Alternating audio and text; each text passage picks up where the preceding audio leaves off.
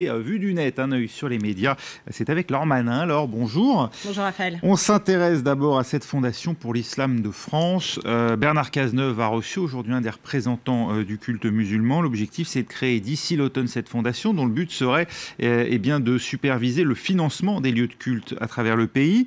Et on le sait, l'État envisage d'en confier la charge à Jean-Pierre Chevènement qui cumule ces derniers temps les bourdes. Oui, il les multiplie. Alors ce matin, il était l'invité de nos confrères de France Inter et le Huffington Post effectivement souligne qu'il enchaîne les bourdes sur l'islam. Les Inrocks reprennent une phrase avec un hashtag « Je connais bien le monde musulman », a expliqué ce matin l'ancien ministre. Effectivement, la phrase c'est « J'étais à Alger, au Caire, il y a 40 ou 50 ans ». La phrase évidemment fait énormément réagir sur Internet. Les tweets s'en sont emparés avec ce fameux hashtag « Je connais bien le monde musulman ». J'étais au Club Med à Djerba, explique Salomé. Pour Claire, c'est « Je compte en chiffres arabes » ou encore « J'avais la cassette de 1, 2, 3 Soleil », ce groupe de Tahar, Khaled et Faudel dans les années 90. Ma grand-mère portait le voile, souligne Erwan. Et puis Omer enfonce le clou avec cette phrase « J'ai vu OSS 117 », ce film avec cet espion français d'un autre temps incarné par Jean Dujardin dont je vous propose de regarder un court extrait.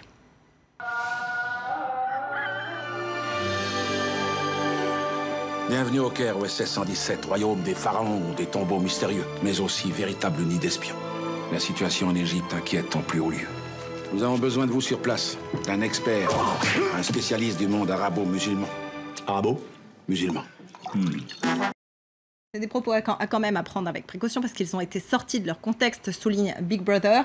La phrase complète, c'est « Je suis allé au Caire à Alger il y a 40 ou 50 ans. La plupart des femmes ne portaient pas le voile, mais il y a une tendance de fond qui correspond à la montée du fondamentalisme religieux. » Et je précise par ailleurs que son épouse est égyptienne.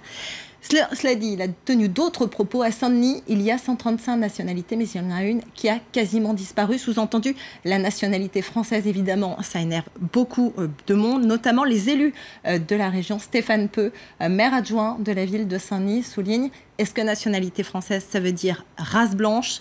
Sur son site internet, l'élu rappelle que 75% des habitants de Seine-Saint-Denis sont de nationalité française. Il appelle avec plusieurs autres, notamment Stéphane Troussel et Mathieu Hanotin, à signer cette pétition sur change.org pour éviter la nomination de Jean-Pierre Chevènement à la tête de la Fondation.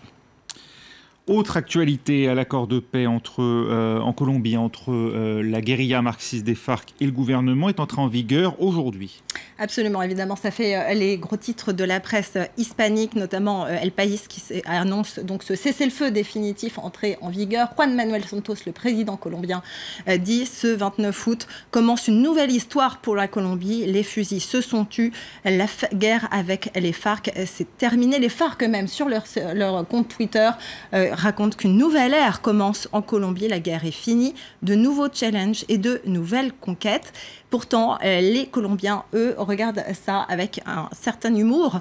Est-ce que tu es nerveux à propos de toute cette histoire de paix? Eh bien oui, c'est ma première fois. Il faut rappeler que c'est effectivement un conflit extrêmement long.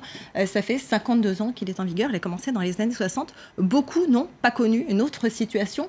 Certains soulignent avec un certain humour que malgré tout, la paix, c'est à prendre avec une certaine relativité.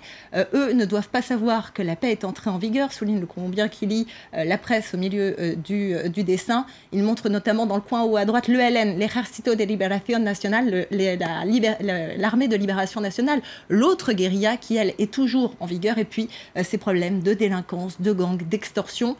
Autre critique qu'on retrouve sur Internet, celle-ci concernant le référendum qui sera tenu sur le texte de l'accord final.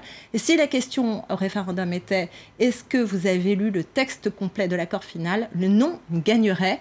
D'autres choses aussi sur les réseaux sociaux. Cette réaction du Human Rights Watch qui parle d'une grande opportunité pour ce traité de paix, mais malheureusement, il y a de sérieux défauts, notamment l'impunité pour ceux qui feraient amende honorable.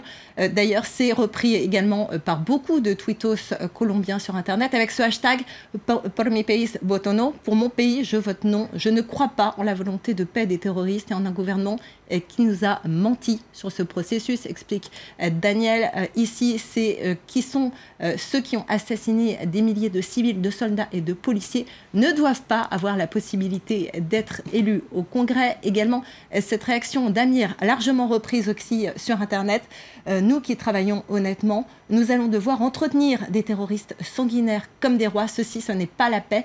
Effectivement, pour la réinsertion de beaucoup de ces guérilleros, il y aura des sommes d'argent qui leur seront versées. Et ça énerve beaucoup sur Internet. Autre petite remarque, celle-ci, qui a l'autre opinion. Pour un habitant de Bogota, du nord de la ville, ça peut sembler indigne que les chefs guérilleros n'aillent pas en prison ou puissent finir au Congrès. Pour un habitant de Bojaya, cette considération n'a aucun sens face à la tranquillité de savoir que le peuple ne va pas être massacré. Bojaya, c'était une ville qui avait été le théâtre d'un massacre en 2002. Des bombes avaient été jetées dans une église avec des centaines de citoyens à l'intérieur. Merci beaucoup, Laure. Voilà pour ce tour de l'actualité vue du net. Restez avec nous. Tout de suite, c'est la météo et nous, on se retrouve dans un instant pour un nouveau journal.